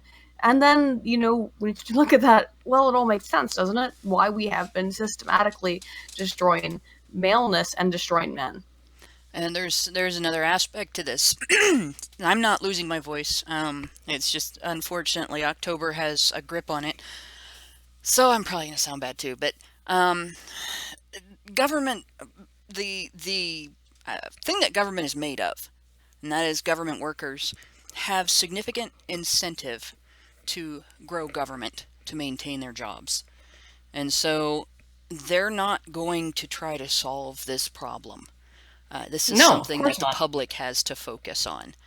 It's to their benefit if women don't need men. It's to their benefit if women depend on the government. It's to their benefit if that continues to increase in a lot of ways. Now, that's not the entire government. There's also government that it would be to their benefit for men to be more utilitarian, and men are more utilitarian when they're married, and it's easier to push them around because they've got a family to protect. But if the government becomes women's father figure and white knight against men, then they may lose the need for men to be utilitarian, aside from the ones who preserve infrastructure, who basically keep society going. And as society becomes more automated, that's going to reduce as well. So it's really up to people in society who are aware of that danger to push back against it. And Paladin Pun has a great way of putting it. You can't just ask the Hydra to behead itself. Now, can we, Hannah? That is excellent. And no, you can't ask the Hydra to behead itself. And you can't ask one guy to go in there and do it either. Right now, that's kind of what we're relying on. And it's not going to happen as long as we don't hold the rest of our politicians accountable and insist on getting people in there. If the people that are in there won't do it, insist on getting people in there that will. So that's our job, and that involves paying attention, and it involves not just voting, but arguing, talking to other people, getting the information out, everything that I've talked about before, and not giving up on your own family and your own rights. It really involves making the extrapolations, right, that I think are necessary, right? Okay, so men are 40% of university students now, and in another 15 years, they're going to be 30%. Okay, so who are women going to marry, right? And if they don't choose to marry, how are they going to arrange their lives, and how productive are they going to be? And especially if the men are unemployed or unemployable, right? How is society? Where is the tax base? Where is the revenue going to come from to provide maternity leave and daycare and all of these things, free birth control and all of these things that women are demanding? Where is the tax the universal basic income that our crazy tech gods are saying we should get? Yeah. Like where is all that of this universal basic income going to come from?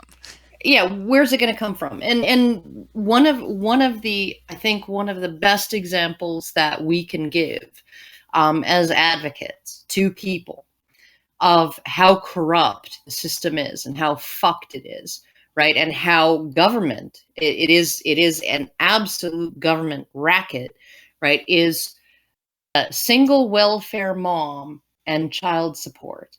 Okay. So when a single mom applies for welfare benefits, right, she is automatically and involuntarily put into the system. She must name the father of her children, right, so that the government can seek child support from him. And the reason for that is that the government claws back every fucking dollar of child support that they extract from that man, from that woman's welfare benefits. So the woman and her children are no better off. If she is entitled to $1,200 a month in welfare benefits and entitled to $400 a month in child support, if they can get that $400 a month of child support out of that man, she will only receive $800 in welfare benefits, plus the $400, minus a small fucking fee, okay, for having collected it. And, okay, so she's no better off. The kids are no better off. The state is better off. And on top of that, for every single dollar of child support that is extracted by a state agency, right, in the United States under Title 4D, right, they get $1 in kickbacks from the federal government. So if they can collect $200 million in child support through child support enforcement agencies, which is why they want to enroll every woman in these child support enforcement agencies, right? If they can extract $200 million from those men, they get an additional $200 million from the federal government that just goes into general revenue. It does not benefit the woman. It does not benefit her children. It just goes into general revenue. It just goes into state coffers. Okay, well, so there's something to understand about that, though. They're not operating on a budget that is entrenched in the here and now and the money they're taking in right now. That's only part of the story. And I'm gonna describe one of the most ridiculous and most artistically and ingeniously perpetrated scams in history here. And I don't know if I can say it was deliberate or accidental, but it's definitely a scam. All right. So at least in the United States, our government borrows money from other countries to fund this shit.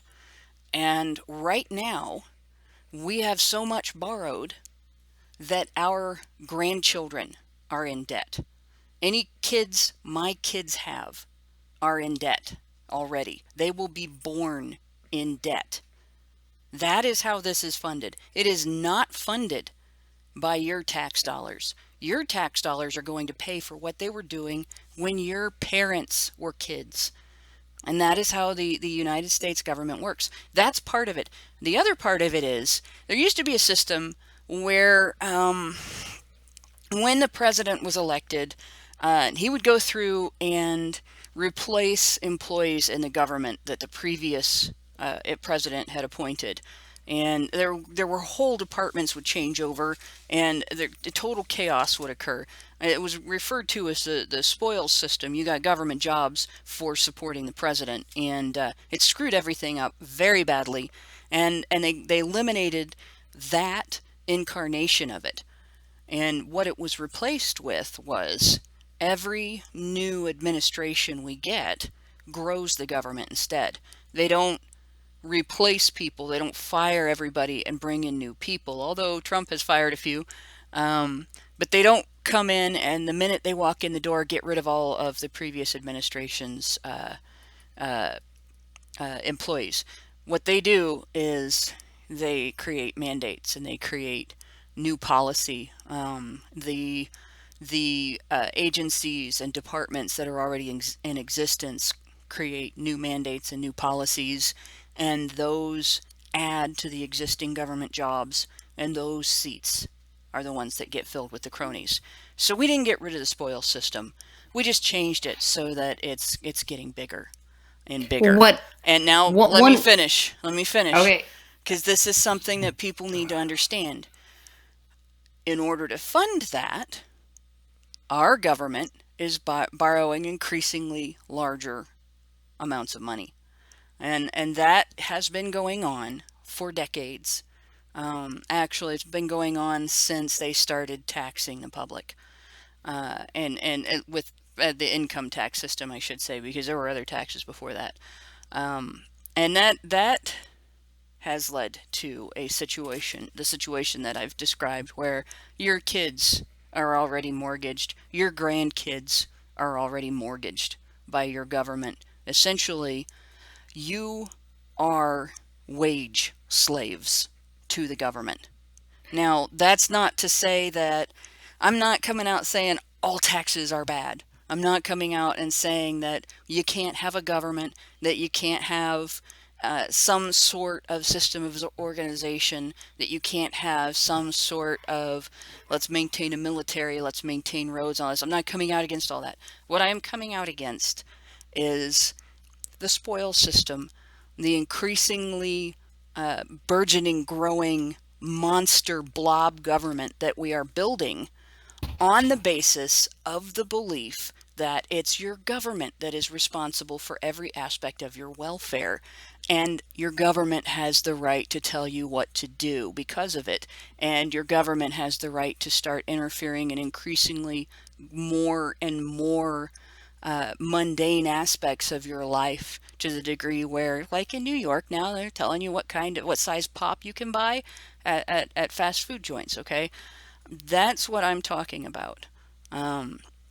And the only solution that I personally can see to reverse this, this is one of the reasons, not that men's rights is not the most important reason for it, not that bodily autonomy is not the most important reason, but this is one of the reasons why I fight for paternal surrender and male forms of birth control to be completed, because until men, who are the ones on whose backs this is funded, have control over society's reproduction, and until that control stays with the most accountable of the two people that are involved in the creation of a child, it should be that monster that I just described, that blob, is going to continue to grow.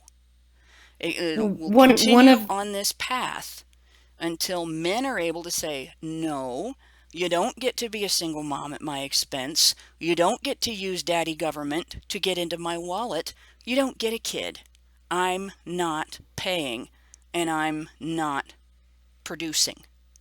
Tough shit. Yes. You're out of luck. I agree. And one of the most egregious, like what I'm talking about in terms of the child support system, one of the most egregious cases that I read about, and it was in an article years ago, and it was about a state, I forget which state, but that was moving from paper checks, the government payments, the benefits payments were moving from paper checks to direct deposit. Now, child support agencies are able to garnish up to 80% of any government check. So your tax return, your tax credits, your disability benefits, your veterans benefits, up to 80%, right? Anything other than a welfare check, they're able to garnish up to 80% of that. But when it comes to the money in your bank account, they're allowed to take 100% of it. So the moment any of your money hits your bank account, the child support agency can go in, freeze the account, and take everything that you have, right? So you had people who were essentially living off of 20% of a disability check, and they got that 20% by taking their disability check to a check cashing place, like Money Mart or whatever, rather than a bank, and turning it into cash, paying a fee, turning it into cash. And so they were giving up 5% of their check in order to be able to actually get 15% of that check rather than zero, because if they deposited it into their bank account, would all be seized immediately. right? And this one man was telling his story. He had been on disability for 15 or 20 years. He was living with his adult son. Okay. His adult son was supporting him, and he was maintaining some level of dignity in that relationship with his living on the charity of his adult son by contributing what he could out of his disability check, which was around 15%, because he could take his check to the money mart, have it cashed, and only give up 5% of it and bring home, and pay for at least what he cost, right? The household. The switched from paper checks to direct deposits changed all of that. And he lost everything, his entire disability check gone every single month.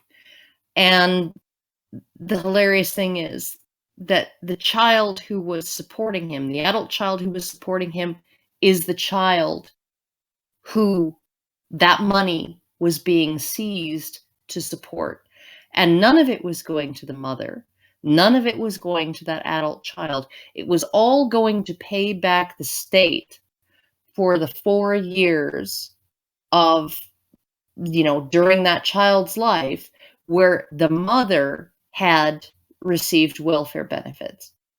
So essentially, you have a man who's permanently disabled, who his income, his benefits are being garnished at 100% to pay the state back for its outlay 15, 20 years ago, right? When they offered that woman at no cost to her, right? Offered to support her and her child entirely, unconditionally. Yes, you can have this money every month. We don't mind, because we're going to get every penny that we can back from this man who is permanently disabled. And now he has no income whatsoever.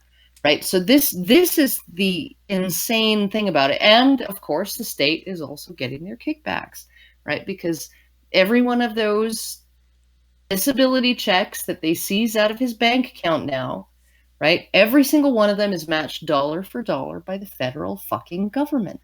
And that's So something why else wouldn't that needs to be wouldn't pointed they? out. Why wouldn't they do it? I've harped on this before, and I get called left-wing by right-wingers and right-wing by left-wingers, and I'm not really either, and I will criticize both sides. The welfare reform laws that the Republicans passed during the second Bush,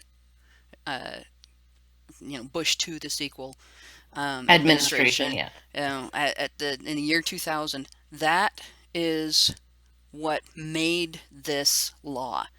And states started capitalizing on it. They saw it coming. They started capitalizing on it ahead of time. And I know this because Ohio did it. They mandated paying child support through the state. You couldn't pay the mother anymore. You had to pay through the state. And they made it retroactive for a year. So any man who was not in arrears in Ohio had to fight tooth and nail to not remain designated in arrears. And that gave the state money from the federal government for collecting child support that men technically didn't owe, but under the state law they did. And I'm going to read one of the chats, the super chats. Xeranx says, gave us $5 and said, confirmed, Hannah is a filthy centrist. I knew it. No, I'm not a centrist. I would place myself somewhere on the border of the sort of the gray area between libertarian and anarcho-capitalist.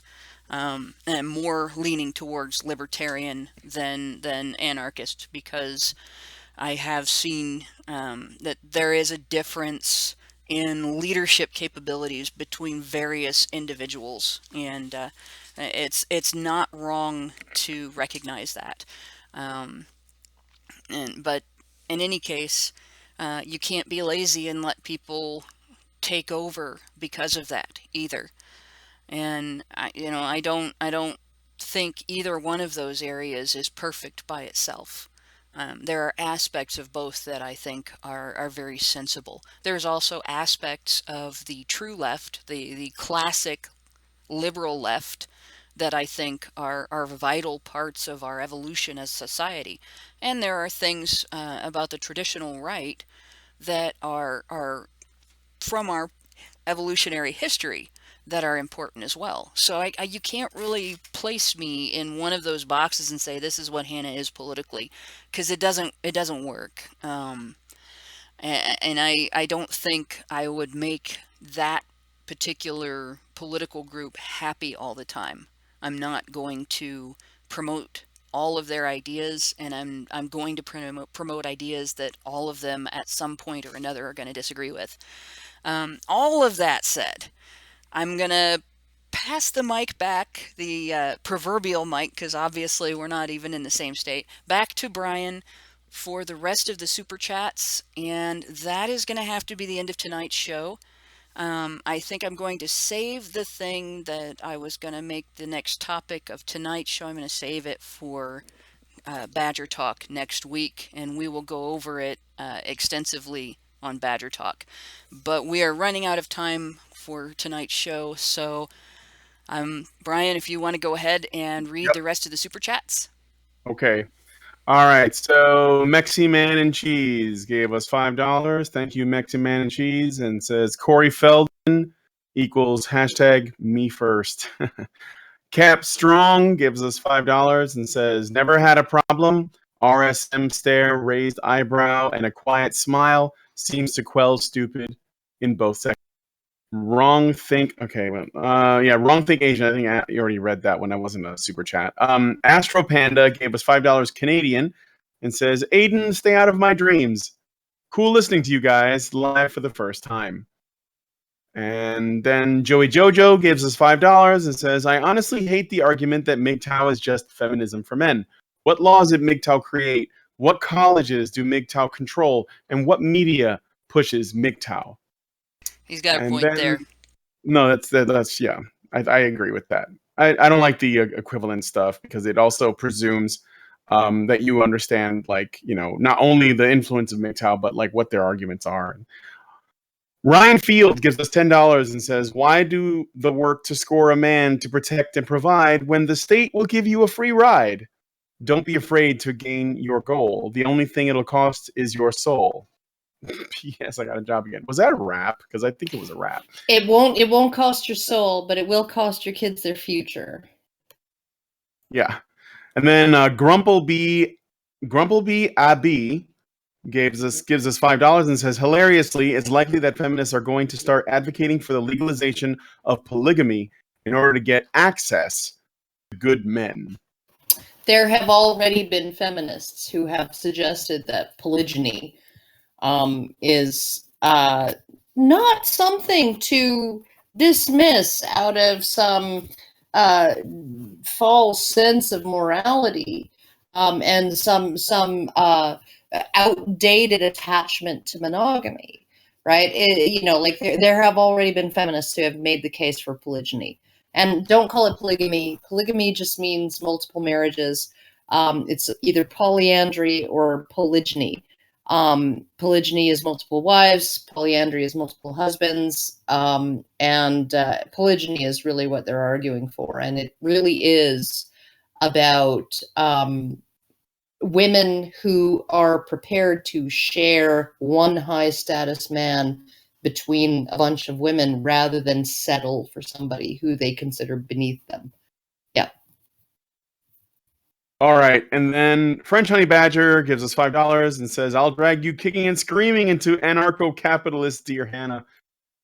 And then Ryan Field just gave us $2 and he says, it can be a rap if you want, but it's just a rhyme. You know what? It's rapping is just poetry with a beat, I guess. Kind of like songs are just unless you're Eminem and you're rapping about Trump, in which case there is no beat and it's pretty lame. It's pretty cringe. Yeah. Zeranx gives us $5 and says The Atlantic put out an article called "All the Single Ladies That Actually Mentions Women Will Spur polygyny or polygyny or gyny or whatever. Polygyny. Polygyny to share well-off husbands. Yeah. Okay. No, the Atlantic did. There have been feminists who have actually suggested it, and yeah. Now they're behind the pagans have been kind of doing that informally for decades, but they've been doing it both ways, and some people are able to handle it, and most people really are not. Oh, polyamory is for men. Like, and this is just my experience as part of an erotica community that, involved a lot of polyamorous people and whatever. But in my experience, polyamory for men represents a situation in which their sexual peccadillos will not destroy their core relationship. They have one woman, they want to come home to her, right? They love her, they're devoted to her. When sex lands in their laps, they have a really hard time saying no, and often their inability to say no ruins their valued relationships with the women, the one woman that they choose. So they are inherently socially monogamous and sexually promiscuous, right? And whereas with women, in my experience with women, polyamory is simply an exercise in shopping for better offers. And the moment she finds somebody who can give her what she wants and is better situated than her core, quote, core relationship, she'll ditch that guy and go on to. So it's that's what I've seen too. It's a completely different thing for men and women. Well, and the other thing I've seen is in open relationships, and this is really women have the sexual market. I'm sorry. Before you go, I got a giant spider that I have to kill. Oh, so okay. I'm gonna take off. Yeah, I can read the rest of the ones I posted in there. There's just a couple more, but I gotta go kill a giant spider because apparently we're all in danger. So I have to do this. Why isn't Lindsay killing the giant? No, she was the one that made the request. She can't do it. Okay, what? Just get the vacuum cleaner out and suck the giant spider up. That doesn't necessarily always kill them, and but then you have to empty. No, they escape. Then you have to empty out the vacuum cleaner, and it's scary. Yeah, no, but you don't have to empty it right away. You empty it later after the spider's long dead. Regardless, I'm gonna wrestle this back. With respect to pay respects in case I don't come back. Lindsay wanted to say something though. For the record, I didn't request it. I just came in and I was like, "There's a giant spider in the bathroom," and then I said #me too. That thing picking on you, yeah. Yes. Well, clearly you should respect the spider's privacy. If it's in the bathroom, wait till it's done. Rude. Yeah. Anyway, what I wanted to say regarding my partner is an arachnophobe. I have no judgments about arachnophobes, and I am the designated spider killer. So I keep them, used to anyway. I don't really keep them around much anymore because of that one that decided to have babies in my house. But I was keeping him around because I'm not an arachnophobe unless there is a spider directly on me and I didn't see it coming. But I am a mosquito phobe because a mosquito almost killed me once. No joke, that actually happened. A mosquito bite gave me an illness that almost killed me. And so I really hate mosquitoes, and spiders eat them. So anyway, but the point I was going to make about open relationships, which is like people get those mixed up with polyamory. Polyamory is a dedicated relationship between more than two people. Open relationships are relationships in which you can have more than one sex partner, but it's not a dedicated relationship, but with the other people besides your dedicated partner. And then there are swingers who only do this with other couples. And there's a important difference there because the one that's the least successful is the open relationship, and the reason is because women have the greatest share of the sexual market, and a woman in an open relationship with a man is going to get 10 or more times the offers for sex partners, and that's just if she's straight. If she's bisexual, it's much higher. And the guy ends up left out in the cold if the woman is not conscientious enough to make sure that doesn't happen. And unfortunately, a lot of gals get caught up in, hey, I'm the belle of the ball, everybody wants me, and they play around and they end up leaving their partner out in the cold like that, and it ends up ruining their relationship. Or they do the shop around thing, and that destroys their relationship. And so, guys, if the gal you're with proposes an open relationship, I would be extremely cautious. Proceed At with the, caution. it's like, I'm not judging if you want to do that. It's your game, your family, your life, and your bodily autonomy. But it's also your responsibility to protect yourself from being used and abused and discarded. It's And probably that's better. important. It's probably better if you actually have to talk her into it. Right. Well, even in that circumstances, it still ends up, it still can end up that way. And, you have the right to be treated with respect. You have the right in your relationship to be treated as a loved and wanted and desired and respected partner. And don't tolerate a change in your relationship that takes that away from you. Oh with yeah, that no, and said, don't for a moment, don't just one more one thing. more thing. Don't for a moment think that if she says, "Well, I can get way more action than you can," right? That she's in any way going to be a responsible partner in No, an open relationship. no. Yeah. That's definitely a red flag. With that said, I'm going to finish the super chats. We have Mitch with £5 who said, "Vote Mitch 2020 Hack Broad Party." We have Ziranx at $5 said, oh, wait, I think that one was already read, the single ladies one.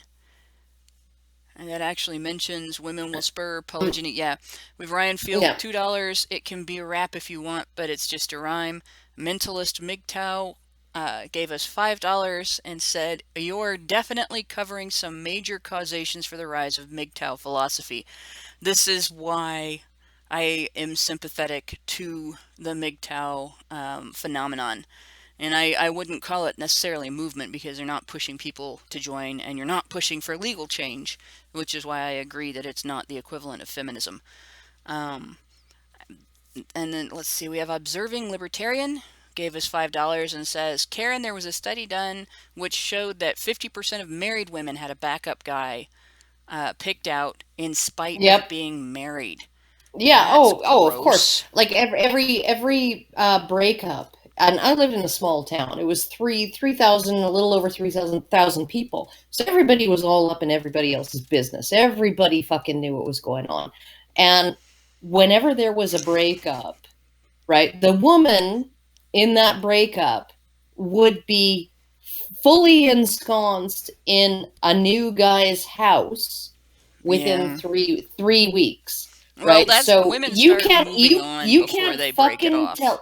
you can't fucking tell me that that relationship did not begin right until she actually told her current guy that it was over. No, that relationship began 6 months before, right? And she just realized that, okay, yeah, no, this branch is better than that branch, and this tree is better than that tree, and now I will make my move, and I will move all of my shit into this new guy's place, right? And so I mean, like, you just this is just how things go, right? So guys end up bachelors sometimes for 2 years after a breakup. Women tend to move directly from the house of their spouse to the house of the man that they had on the back burner. That is what my husband's ex did. The next one I have is Garlic Knight Drew gave us $2 and said, "Put the spider in the cup and send it outside." Well, unfortunately, it's Ohio in northern Illinois. Or Ohio, it's winter in northern Illinois. Same thing would happen in Ohio. Fall in northern Illinois, and the same thing would happen in Ohio. The spider's going They to have a just very come short back in. life. Well, if it survives the night, we've already. They just come I'm in back in. southern Ohio, and we've already had. I've come out twice at night and had tiny little bits of frost on my windshield. So it's getting cold enough out. Those Oh little my buggers cannot goodness. survive. Now, Oh I my know that goodness. this is not like we're not in Canada, where they would just come right back in because they know that shit's gonna happen. We're We in had 3 centimeters of snow snow. on I something know. like the 8th of September. Oh, and So, the you know 8th of September. the first time that I told you how many inches of snow we had down here, you made fun of me for measuring it in inches instead of feet. So anyway, Yeah. going on with we have one more. I misplaced it. Prim gave us. Oh, there's 2 or 3 of them here. Prim gave us money, and it jumped past it, and it's gone. Oh, there we go. Prim gave us $5 Canadian. Said meta. Then we have. I gotta scroll back down. OMG, Prim. OMG, like totally. OMG. You're happy- like totally paying yourself, Prim. Well, Yes. not really. Hey, 'Cause I'm you a do this for volunteer. free. Hey guys. You do this for free, Guys! so. Seriously, the Happy Madman gave us $5 and said, "Doge show bobs and vagina." We don't have any bobs on this show. You're just shit out of luck. Sorry. Okay, do you want plum bobs? And then the or last thing is, Grumblebee Abby gave us $2 and says, "Kill all spiders. Replace with properly sized frogs."